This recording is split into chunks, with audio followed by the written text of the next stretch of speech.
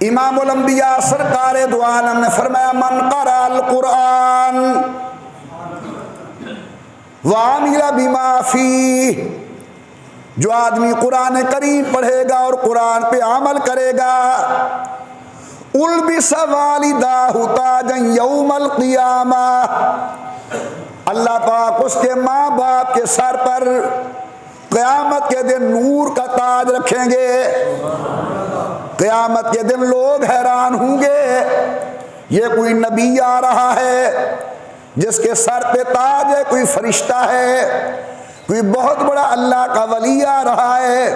رحمت سے جواب ملے گا، یہ نبی بھی نہیں، فرشتہ بھی نہیں، من قرأ القرآن وعمل بما فیہ، یہ وہ خوش قسمت ہے جس نے اپنے بچے کو دنیا میں قرآن کریم پڑھایا تھا۔ سید الکونین فرماتے ہیں اتنا عظیم نور ہوگا کہ سورج کی روشنی اس کی روشنی کا مقابلہ نہ کر سکے گی۔ میرے آقا فرماتے ہیں یہ تو حال ہے قرآن کریم پڑھنے والے کے ماں باپ کا۔ جب قاری قرآن کا نمبر لگے گا، اللہ فرمائیں گے اقرا ورتقے، قرآن پڑھتا جا، جنت کی سیڑھیوں پہ چڑھتا جا۔ علماء لکھتے ہیں قرآن کی آیات 6666، جنت کے منازل 6666، یعنی جہاں والناس ہوگی وہاں اس قاری قرآن کا آخری مقام ہوگا۔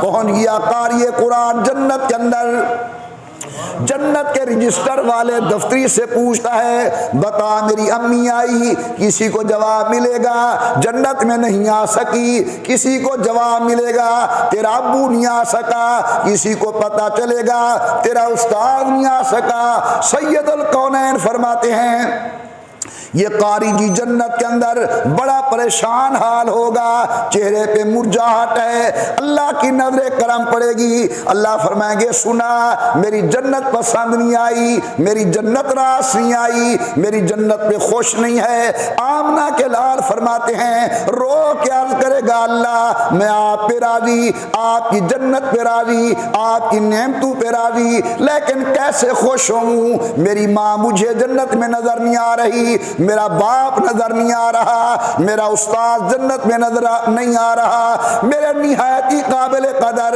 سامعین گرامی قدر حدیث پاک کے اندر آتا ہے اس کے رونے سے اللہ کا جلال جمال کے ساتھ تبدیل ہو جائے گا، غصہ رحم کے اندر تبدیل ہو جائے گا۔